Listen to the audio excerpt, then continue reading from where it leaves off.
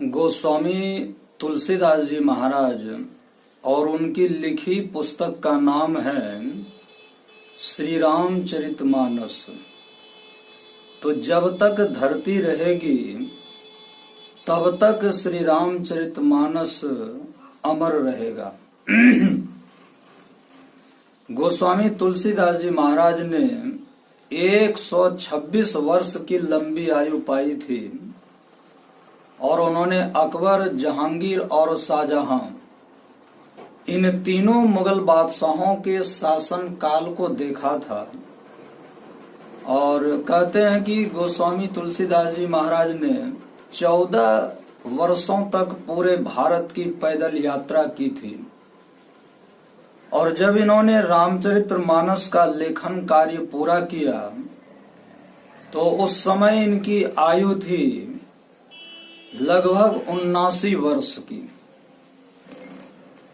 और कथाओं, दृष्टांतों और उपमाओं के द्वारा दी गई शिक्षा और समझाई गई निगूढ़ बातें ये सहज ही हृदयंगम हो जाती हैं। अच्छा, ये कथाओं के द्वारा शिक्षा देने की परंपरा हमारे देश में अत्यंत प्राचीन काल से चली आ रही है। अद्वैतवाद का समर्थक और भक्ति प्रधान मानस ये विश्व साहित्य में अपना अद्वितीय स्थान रखता है। और इसके ऐसा ग्रंथ आज तक किसी भी युग में, देश में और भाषा में नहीं लिखा गया। इसमें वेद, शास्त्र, पुराण, रामायण आदि सभी सब शास्त्रों का निचोड़ आ गया है। हालांकि श्रीमद् भागवत महापुराण भी ये भी भक्ति प्रद पुराण है, फिर भी ये मानस की समकक्षता में नहीं आता। नित्य नियमित रूप से मानस का पाठ करने पर अवश्य ही हृदय में भक्ति भावना की जागृति होती है। पग पग पर शिष्टाचार की शिक्षा देने वाला यह ग्रंथ रत्न श्री राम की भक्ति का प्रबल प्रचारक है। और इसमें धर्म, दर्शन, सब तरह की नीतियों, योग, ज्ञान, विज्ञान, भक्ति, वैराग्य, जप, तप आदि की बातें भरी पड़ी हैं। मानव स्वभाव का सहज चित्रण भी इस ग्रंथ में देखने को मिलता है। अजा सूक्तियों का तो यह कोश ही है रामचरितमानस। मानस ही एक ऐसा ग्रंथ है कि जिसे कम पढ़े लिखे लोगों से लेकर के विद्वानों तक सभी बड़े चाव से पढ़ते हैं, बड़े श्रद्धा से पढ़ते हैं और बारंबार पढ़ते रहने पर भी कभी आघाते नहीं हैं। संपूर्ण भारतीय संस्कृति का एकमात्र प्रतिनिधित्व करने वाले इस धर्म ग्रंथ से विदेशी विद्वान भी बहुत प्रभावित हुए और उन्होंने भी इसकी भूरी भूरी प्रशंसा की है। इस अनुपम महाकाव्य की प्रसिद्धि का सबसे बड़ा कारण श्री राम जैसे महापुरुष का चरित्र नायक बनाया जाना है। मानस से भारतीय समाज का बड़ा उपकार हुआ है। बहुत से श्रद्धालुओं और भक्तों ने इसके अध्ययन मनन में अपना पूरा पूरा जीवन खपा दिया और इसकी शिक्षाओं पर चलकर अपने जीवन का निर्माण किया। अपने पारमार्थिक उन्नति की बहुत ऐसे सज्जन ने इसकी कथा और कथाओं के वाचक होकर के प्रभुत्व, सम्मान, प्रतिष्ठा और अर्थ भी उपार्जन किया है। एकमात्र मानस ही भारत का राष्ट्रीय ग्रंथ होने की क्षमता रखता है और यही भारतीय ऋषि मुनियों और संतों द्वारा स्थापित मर्यादाओं का दर्पण भी है।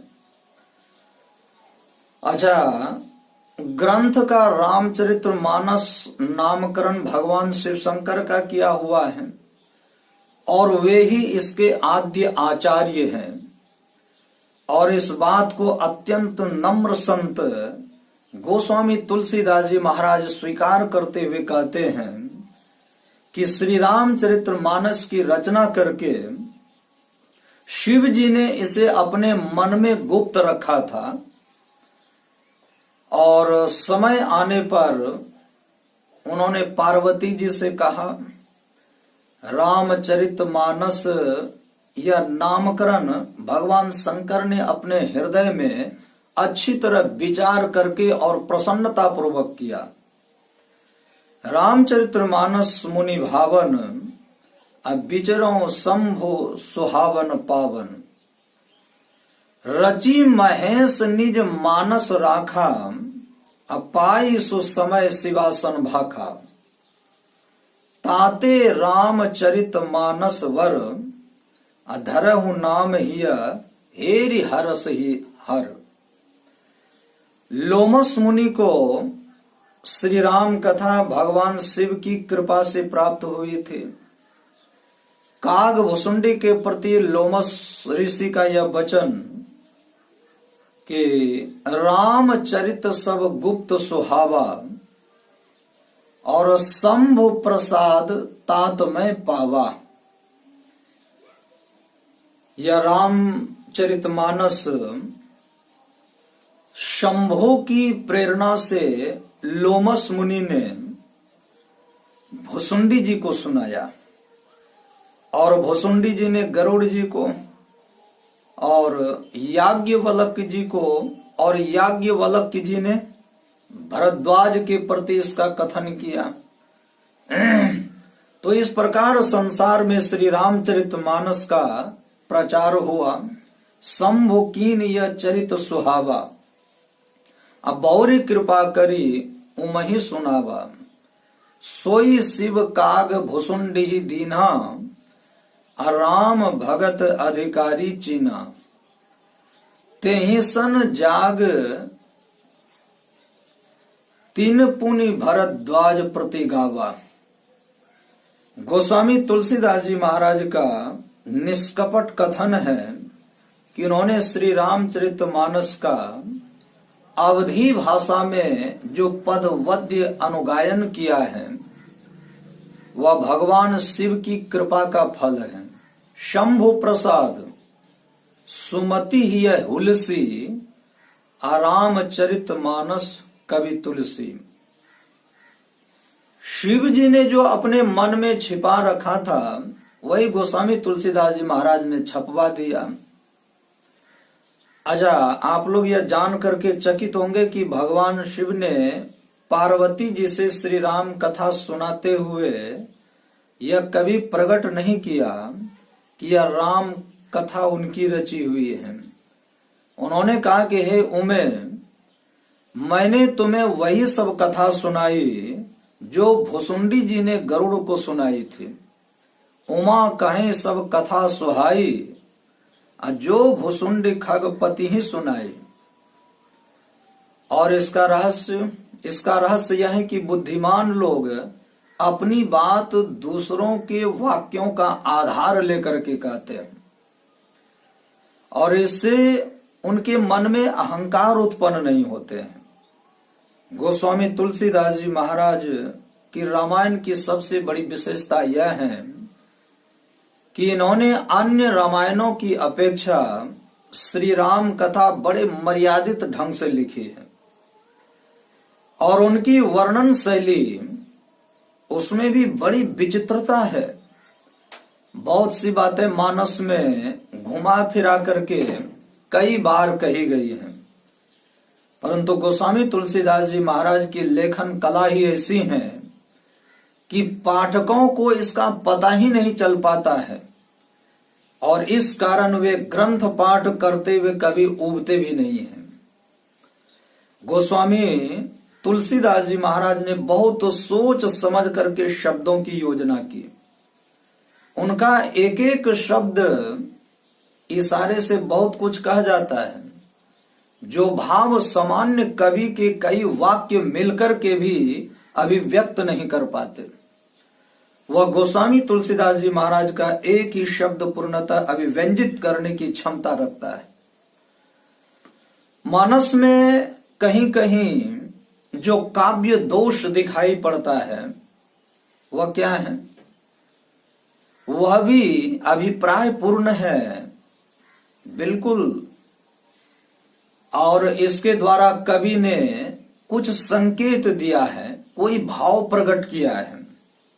ऐसी बात नहीं कि कवि काव्य दोष दूर करने में सामर्थ नहीं थे। कविता कामनी तो उनके लिए भौहों के इशारे पर नाचने वाली नटिन के समान थी। श्री रामचरितमानस के दो अर्थ हैं। एक अर्थ है वह रामचरित जो कवि शिव जी के मानस मन में गुप्त था, और दूसरा अर्थ है श्री राम के चरित्रों का सरोवर, मान सरोवर, मानस सरोवर।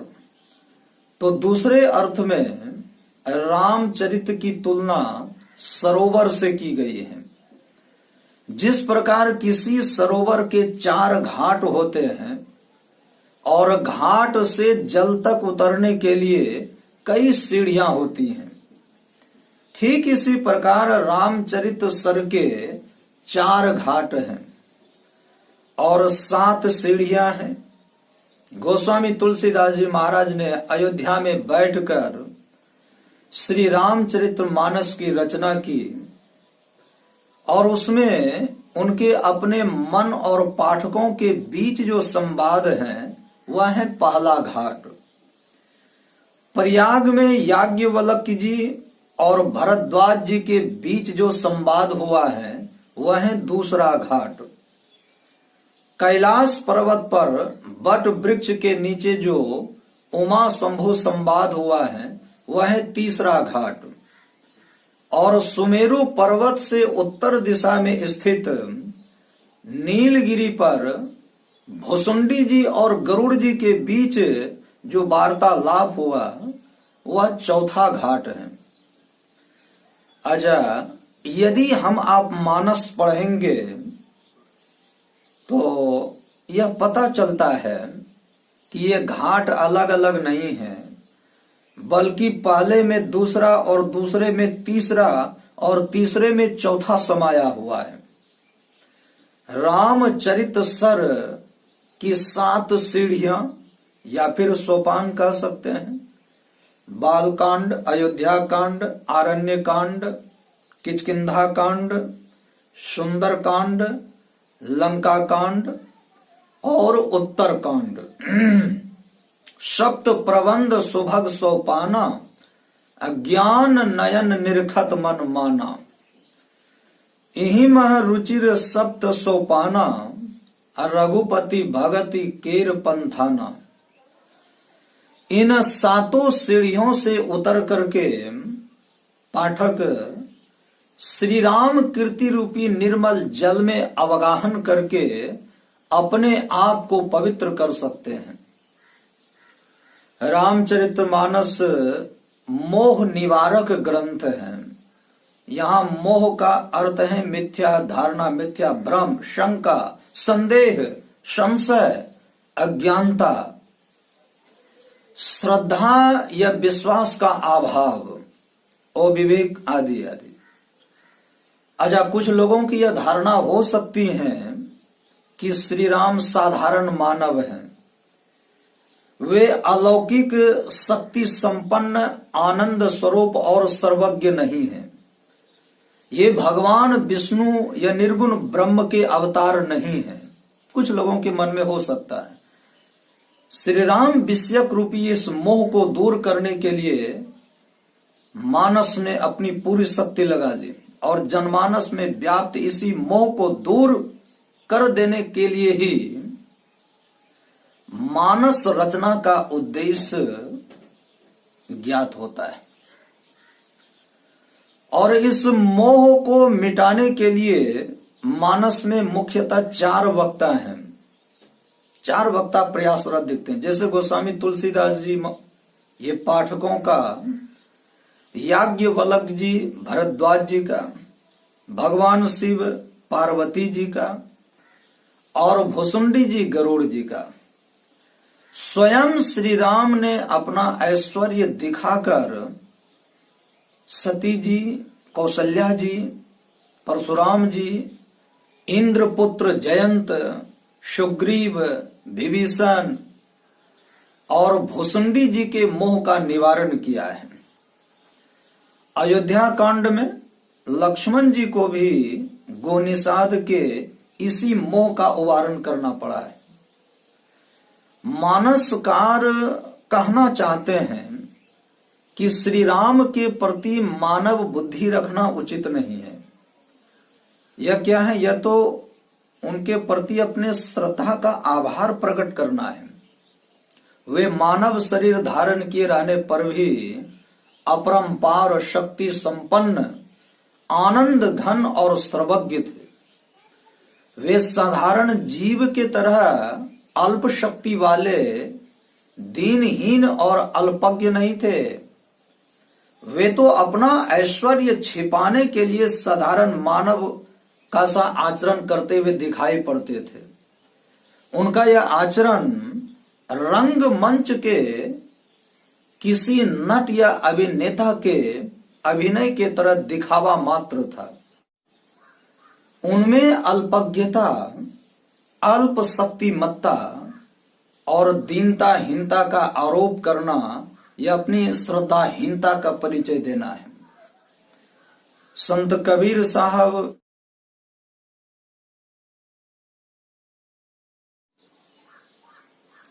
उनका कहना है कि अनंत परमात्मा का अवतार नहीं हो सकता। श्री राम भगवान विष्णु के अवतार थे। सगुण रूप के दर्शन से वह लाभ नहीं होता जो लाभ निर्गुण स्वरूप का साक्षात्कार करने पर होता है। श्री राम मर्यादा पुरुषोत्तम कहलाते थे। उनके चरित्र में वैदिक संस्कृति प्रतिबिंबित होती है। उनकी कथाओं का पाठ या श्रवण, मनन और उनका गुणानुवाद करने से जीवनी शक्ति प्राप्त होती है। उनका चरित्र हमें त्यागशीलता, सहिष्णुता, विनम्रता, परोपकारिता, दयालुता, समता और विपत्ति में धैर्य धारण करने की शिक्षा देता है। श्री राम ही एक ऐसे महापुरुष हैं जिनका भारत में पहले भी बड़ा सम्मान था, आज भी हैं और आगे भी रहेगा। वे भारतीय जनता के हृदय में रस बस गए हैं। भारतीय जनता उन्हें ईश्वर के रूप में पूजती है। उनका चिंतन, उनका ध्यान करती हैं, उनका पूरा आशा भरोसा रखती हैं। खाते पीते, उठते बैठते, सोते जागते, गिरते पिछड़ते और संकट की घड़ी में भी उनका नाम लेना नहीं भूलती हैं। अपनी सारी कामनाओं की पूर्ति के लिए भी वे उनकी ओर आशा लगाए हुए रखते हैं।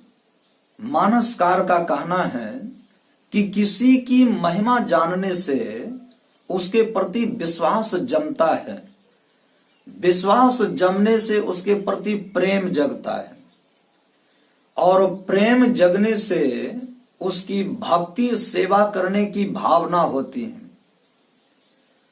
तो भक्ति से ही अंत में परम मोक्ष की प्राप्ति होती है। श्री राम के प्रति हृदय में भक्ति भाव जगाने के लिए हमें प्रतिदिन उनकी कथाओं का पाठ या श्रवण करना चाहिए और उनके प्रति अटूट श्रद्धा भी रखनी चाहिए। श्री राम ऐतिहासिक पुरुष थे या नहीं, मानस के पात्र और घटनाएं वास्तविक हैं या काल्पनिक, इन सब बातों के पचड़े में हम लोगों को नहीं पड़ करके हमें केवल श्री राम के प्रति निष्ठा बनाए रखनी चाहिए और मानस के उपदेशों को जीवन में उतार करके अपना परम कल्याण कर लेना चाहिए। हमारे सारे दुखों की जननी है हमारे सांसारिक आसक्ति। गीता के तरह मानस भी हमें त्याग और समत्व लाभ की शिक्षा देता है। हमें सुख दुख लाभ हानि मान अपमान हर्ष विषाद अनुकूलता प्रतिकूलता ये सभी द्वंद्वों में अपने मन की स्थिति को एक समान बनाए रखने का अभ्यास करना चाहिए। तभी हम लोगों को संसार में चैन मिल सकता है। समत्व प्राप्त भगवान श्री राम के चरित्र से हमें ऐसी ही शिक्षा मिलती है। राज्य की आसक्ति को लेकर के संसार में बड़े बड़े अनर्थ हुए, बड़ी बड़ी लड़ाइयां हुई। शाहजहां गद्दी के बड़े लोभी थे और उनका पुत्र औरंगजेब भी। जब औरंगजेब ने देखा कि उसके पिता बूढ़े हो चले फिर भी गद्दी का लोभ नहीं छोड़ रहे हैं, तो उसने पिता को कैद में डाल दिया और स्वयं गद्दी पर जा बैठा। अपने भाइयों की ओर से आशंकित होने पर उसने भाइयों की भी हत्या करवा दी।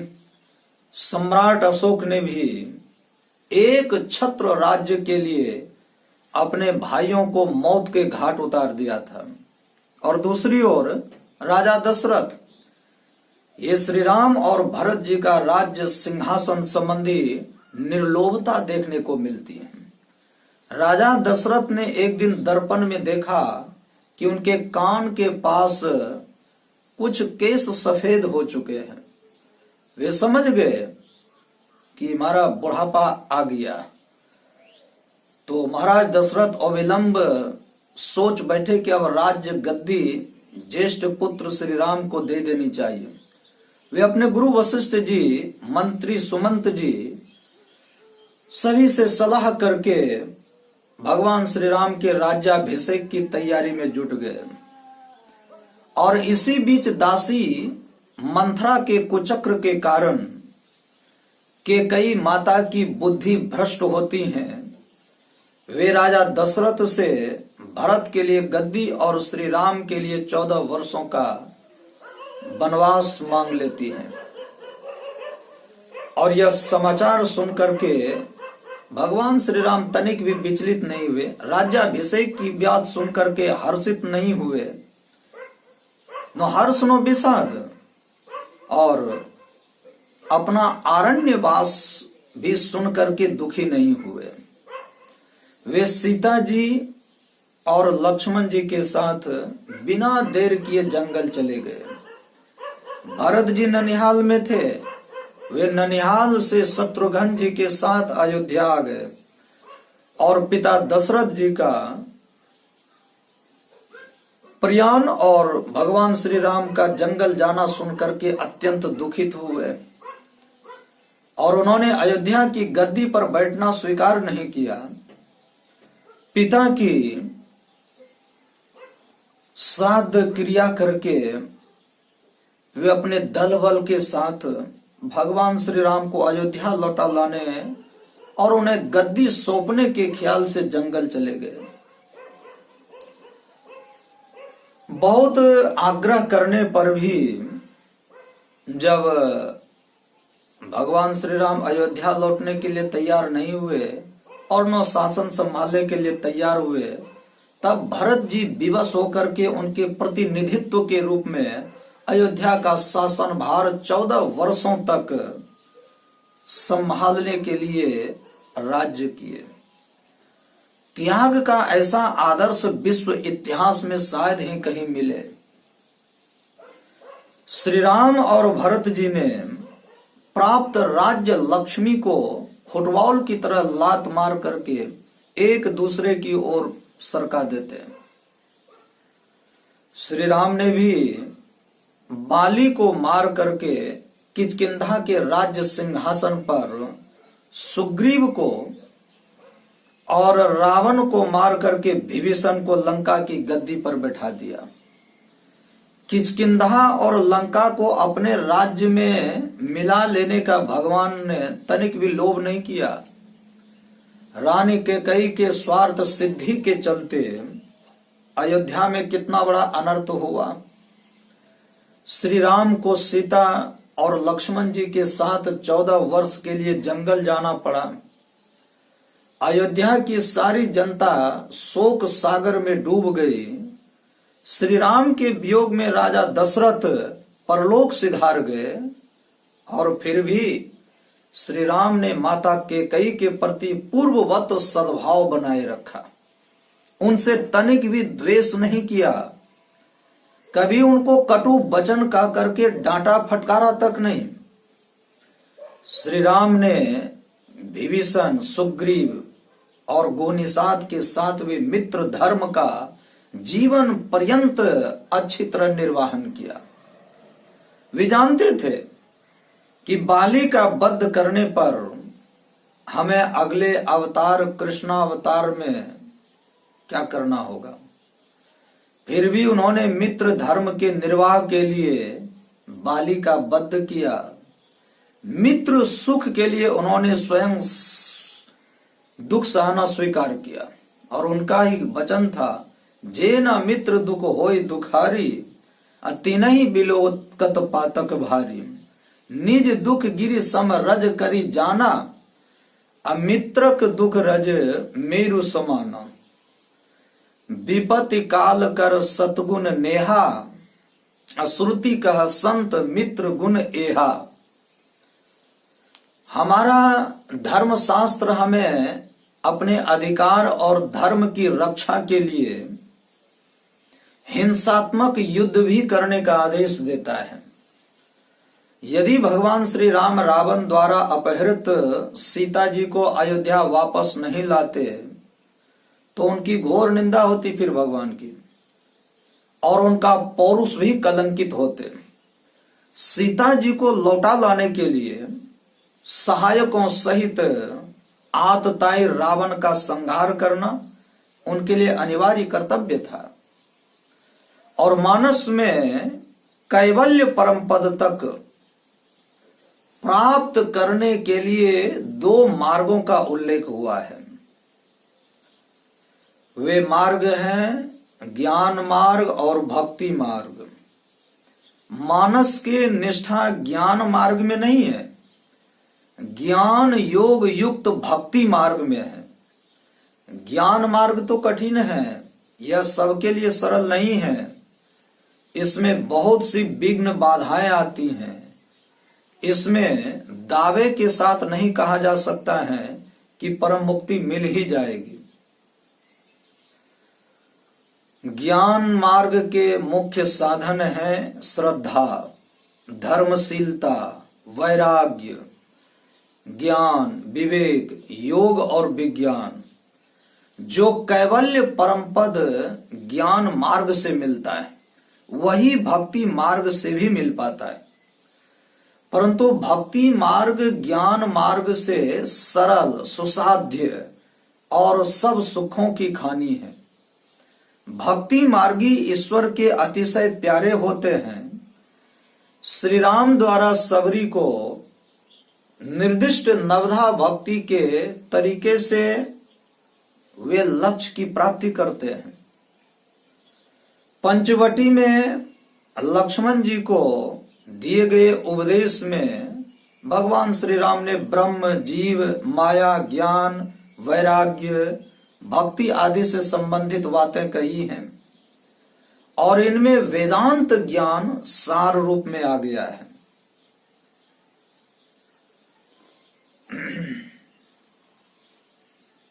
पूर्जन उपदेश में भगवान श्री राम ने क्या कहा? परम मोक्ष प्राप्त करना बतलाया, और इसके लिए उन्होंने भक्ति मार्ग का अवलंब लेने की राय दी है। यदि मानस से नवधा भक्ति को निकाल दिया जाए तो मानस सार शून्य हो जाएगा। क्यों? इसलिए वह नवधा भक्ति के बिना भक्तों को लक्ष्य की प्राप्ति कराने में सहायक नहीं हो सकता। मानस बड़ी दृढ़ता के साथ कहता है कि मानव अपना परम कल्याण ज्ञान बल, तप बल, जन बल, अर्थ बल, सांसारिक उन्नति, यज्ञ, पद प्रतिष्ठा, दान या व्रत के द्वारा नहीं, मात्र भक्ति से कर सकता है। और बिहार में मानस के सबसे बड़े प्रेमी हुए परम संत सदगुरु महर्षि में ही परमहंस जी महाराज। देह धरे कर यही फल भाई, अब भजिए राम सब काम बिहाई। मानस की इसी अर्धाली ने सदगुरु महाराज को छात्र जीवन में ही जीवन के लक्ष्य का ज्ञान कराकर वैराग्य के पद पर आरूढ़ कर दिया। यह वचन किष्किंधा कांड में सुग्रीव का है, और जिसे नल, नील, अंगद, हनुमान, जामवंत आदि से ये सीता जी की खोज के लिए दक्षिण दिशा में भेजते हुए कहा था।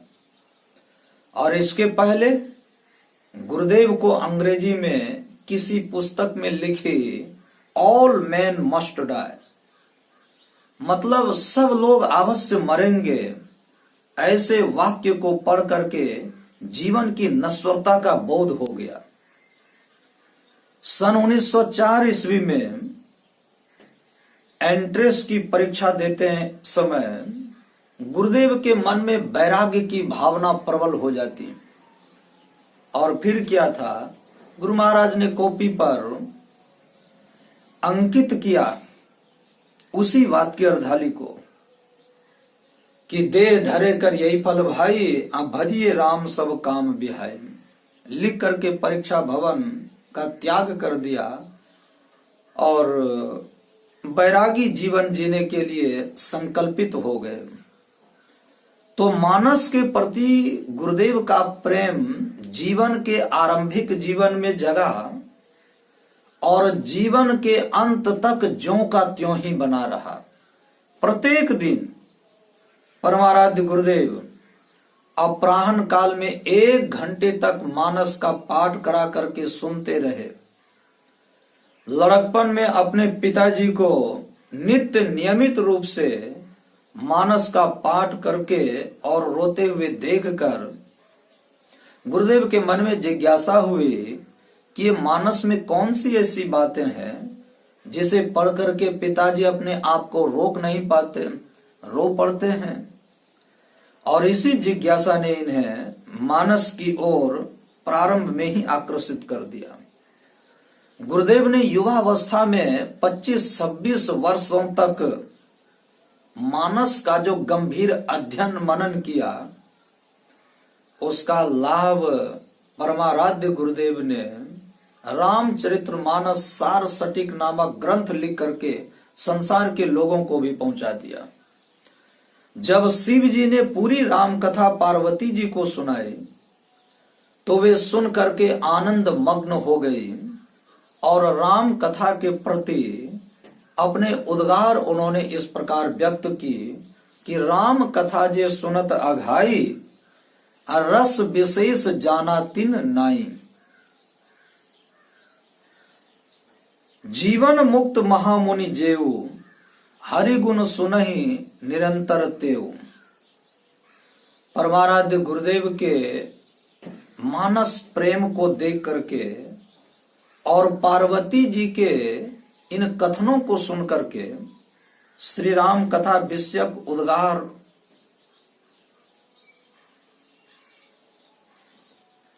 पढ़ करके सुन करके यह विश्वास होता है कि हमारे गुरुदेव सचमुच जीवन मुक्त और महामुनि थे। यदि किन्हीं को इनके महामुनित्व का परिचय पाना हो तो वे रामचरितमानस सार सटीक पढ़ करके देखें कि रामचरितमानस सार सटीक में गुरुदेव ने गद्य में मानस की कथा वस्तु संक्षिप्त में प्रस्तुत करने के साथ साथ सभी ज्ञान प्रसंगों के मूल पाठों की जो टीकाएं की हैं और व्याख्याएं की हैं वे अन्य टीका ग्रंथों में खोजने पर भी नहीं मिलती हैं। और इस पुस्तक में गुरुदेव सर्वत्र यह सिद्ध करते हुए दिखाई पड़ते हैं कि श्री राम भगवान विष्णु के अवतार हैं। इन्हें मानस में संतों की साधना पद्धतियों की भी झलक मिलती है।